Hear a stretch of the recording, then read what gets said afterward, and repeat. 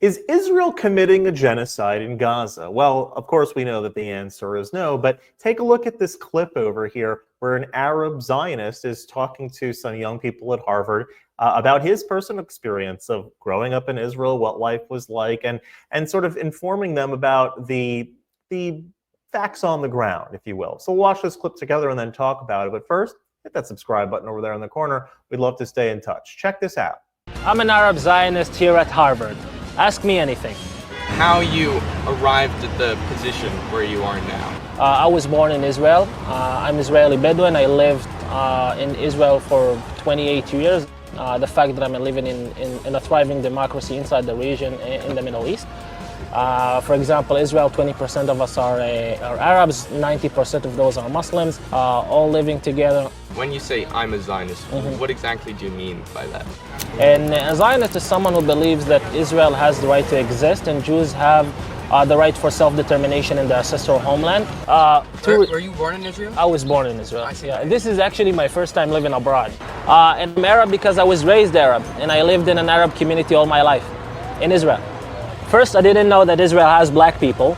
And second, I didn't know that Israel has Arab people. So it's like it's a completely new thing. Do you feel like most people are like pro-Hamas? Why would you support a terrorist organization that is okay with beheading people inside their own organizations for being gay? Something like that. You know what I mean? I don't support It doesn't make Hamas. sense. I saw a statement made by Mahmoud Abbas, the head of the PLO, the Palestinian Authority, who came out and said, we want Hamas to release the hostages so that we can end this war.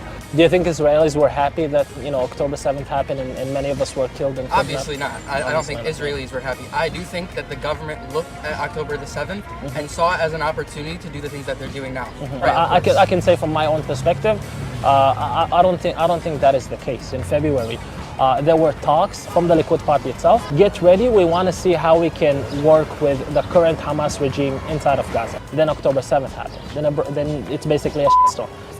Their main objective is to get the hostages back. To get the hostages back, and also to make sure that Hamas is not capable of firing rockets or basically going back to its military strength prior to October 7th. Okay. I want our 59 Israeli hostages to come back home. I don't want Hamas to be a threat neither on us or the Palestinians ever again.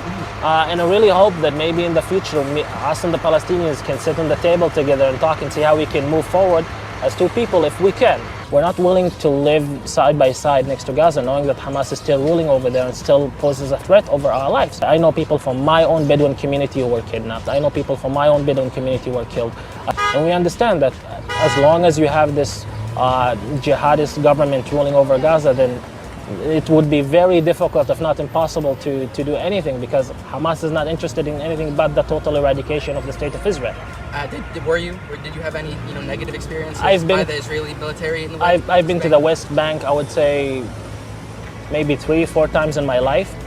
And when I went to the West Bank, I also got inspected by the Israeli security borders. Right, you got searched? I got searched as well, yeah. They do check, obviously, they do check. Yeah, and also I understand why they check, because I seen videos of journalists who you see them getting kissed by Yahya Sinwar, and 2 months later you see them inside the fields of in the south of Israel committing atrocities.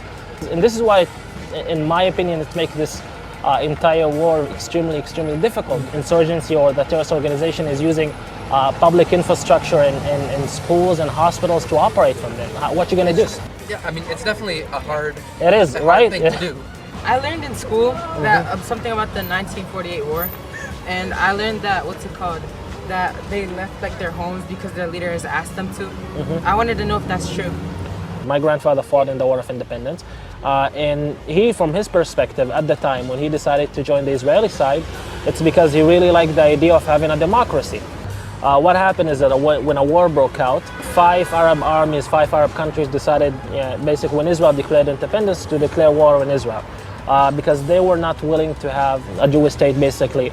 The Arab leadership also told the Arabs who used to live in the land of Israel, and most of them still live in the land of Israel, to get out of the country until the war is finished so that they can come back. But that didn't happen. Israel won the War of Independence, and that's basically it, It feels better to know other people's perspectives about that. Thank you, man. I really hope that for the future we're going to have some sort of normalization with Lebanon so I can visit Inshallah. Thank you, man. Thank you.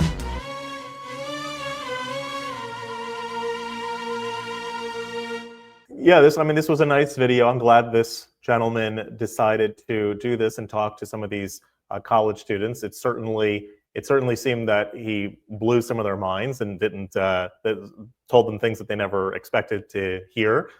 They probably didn't expect someone who was a black Arab Muslim to be talking in support of Israel and say that he only had good experiences and so forth. And I'm glad he shared that perspective with them. It is always interesting that when people say and they rally genocide, Israel's committing a genocide. Well, a genocide means that you're targeting a specific group of people, right, for their eradication. That you're trying to eradicate either Arabs or Muslims based on race or religion. But there are 2 million Arab Muslims that live in Israel, like live in proper Israel and have all the same rights and privileges and lifestyle that any other Israeli citizen has. So there's Israeli citizens, there's Israeli Arabs in the Supreme Court, there's Israeli Arabs in every area of government and every area of life that could possibly be. So there's no apartheid and there's no genocide.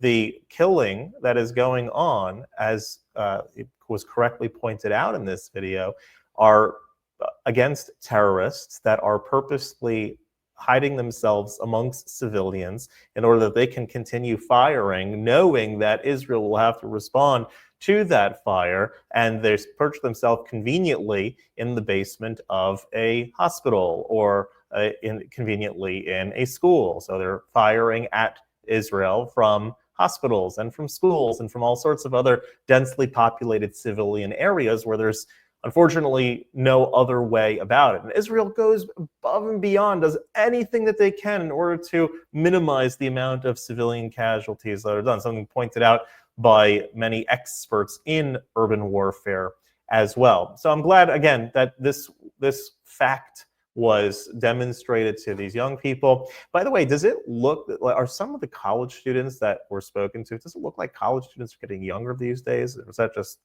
just me? In any case, if you like this content overall, hit that subscribe button over there in the corner. We'd love to stay in touch. Take care.